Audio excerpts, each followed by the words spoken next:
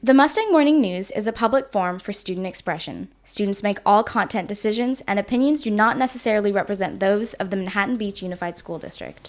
Today, we look at how a new ban on tackle football could change the future of youth sports. And we look at Miracosta's new ethnic studies course. This is the Mustang Morning News.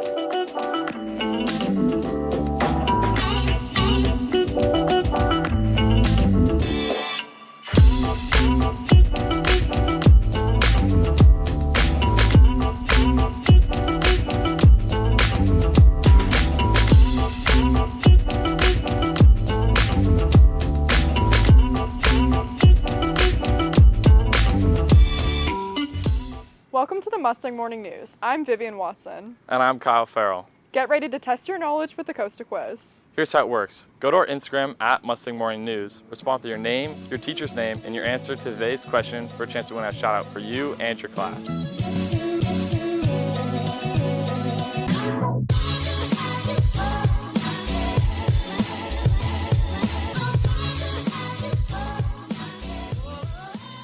Here's today's question. What is the most used social media program? Is it A, TikTok, B, WeChat, C, Instagram, or D, Facebook? Think you know the answer? Submit it through the response box on our Instagram story now, at Mustang Morning News.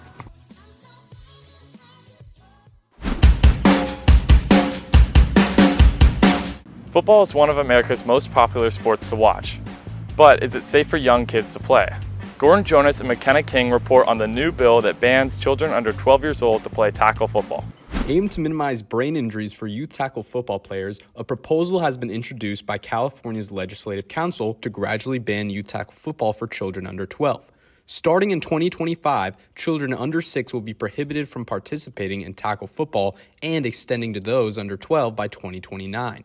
The proposal has faced dueling opinions with parents, some wanting to prevent major injuries, while others wanting free choice of their child's sport. It was never our plan to do tackle football, only because he showed interest in flag. Did we sign him up for that? I don't know if he's going to want to continue, and certainly if it got to a point where we were going to do contact, I would have a serious conversation with, our family about doing it. Governor Gavin Newsom emphasizes the need to balance safety with parental freedom, stating, "My administration will work with the legislature and the bill's author to strengthen safety in youth football, while ensuring parents have the freedom to decide which sports are most appropriate for their children." Football gives people a lot of opportunities, whether it's an opportunity to get yourself into a good college and education, and if you even want to pursue it more, you can go pro and then make a living out of it. So far, 2 other states than California have proposed the ban, being Illinois and New York, but none have passed. Support for the ban stems from concern in injury statistics, with 50,000 under 12 players receiving concussions in 2022, with 63% attributed to tackling. However, some argue that learning young will be the key to a healthy future. Understanding rules and boundaries, and this is legal, this is illegal. They're there to keep people safe. And if you don't learn them at a young age, the likelihood of you getting injured later on is more likely.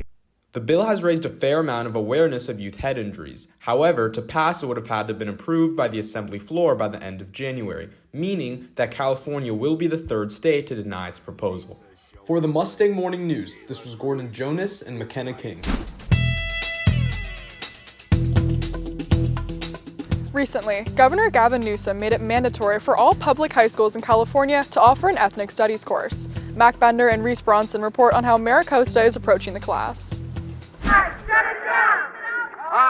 Frustrated by a lack of culturally represented education, students at San Francisco State College sparked a movement in November 1968, leading to the creation of the first school and course of ethnic studies.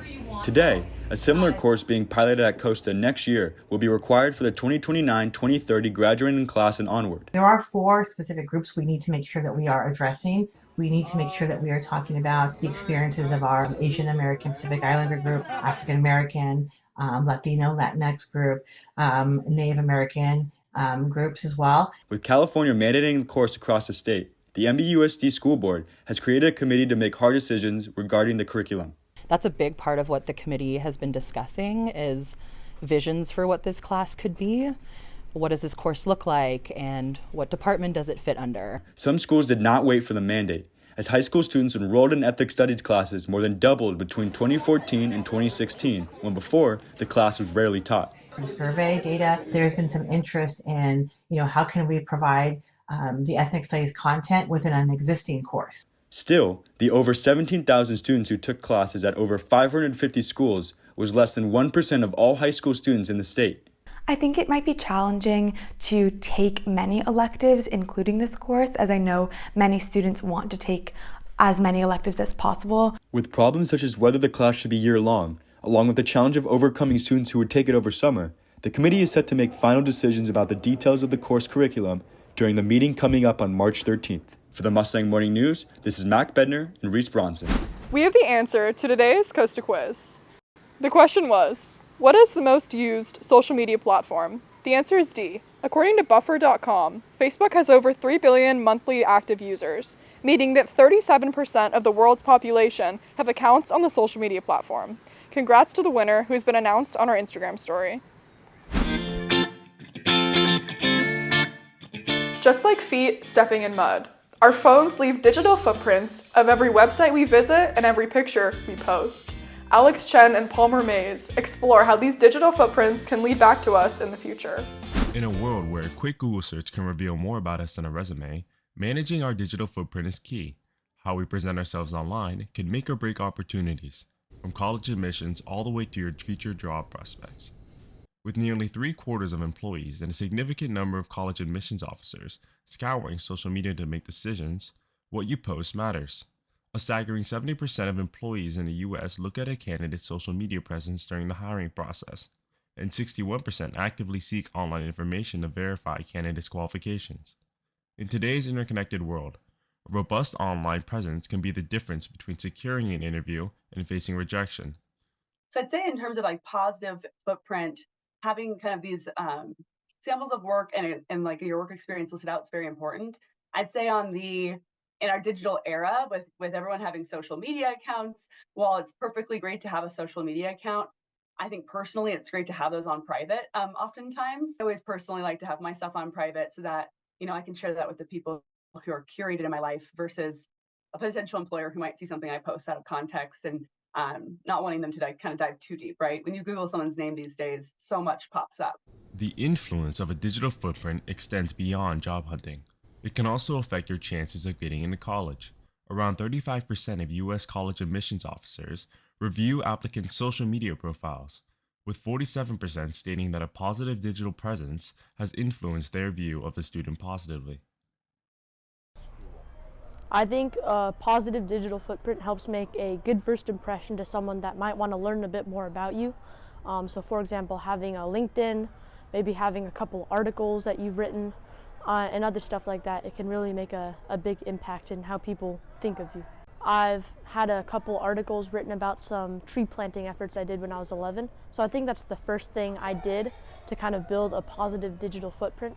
Another way I built a positive digital footprint is through creating a LinkedIn profile just to begin networking and begin having others know about like where I go to educate myself. But a digital footprint isn't always bad. It can actually work to your advantage. Your digital portfolios, such as LinkedIn, Instagram, and your own personal website, can be used as platforms to showcase your achievements, creativity, and leadership. With election season approaching, Vivian Watson and Emma Gordon report on how students are preparing to vote. As the countdown to the 2024 presidential election begins, the shifting landscape of youth engagement comes into focus. We set up a table with the league banner, and we have the applications and pens and a jar of candy, that kind of thing. And the students who come to the table are very pleasant and very cooperative. The vast majority of students don't come, and young people are underrepresented in the actual voting statistics. The Harvard Youth Poll has found that the number of Americans between 18 and 29 years old who definitely plan on voting for the next president has decreased from 57% to 49%. It's no mystery why older people's needs are so well covered by the country, because we all vote. A very high percentage of us vote, and they know it.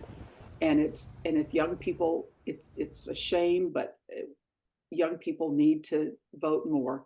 We should be looking out for your interest as well. And of course, most of us do, but the knowledge of who votes and who doesn't is very much shapes our public policy. While young voters have shown special interest in voting on issues such as reproductive health care and their widespread support for labor unions, they also overall do not believe that their high school education taught and prepared them to understand practical aspects of voting and civic education. 18 by Vote is a local club meant to engage teenagers in the voting process. A lot of us don't know like the process of how to vote, and we don't really teach it in school. AP Gov like talks about current events and like the leaders in like the Senate or like the House of Representatives, but other than that, I don't think like students really have or like really look for the access. For those looking to register, the journey begins with a click. For the Mustang Morning News, this is Vivian Watson and Emma Gordon. That's all for today's show, but make sure to check out our Instagram on Friday for the weekly What Now.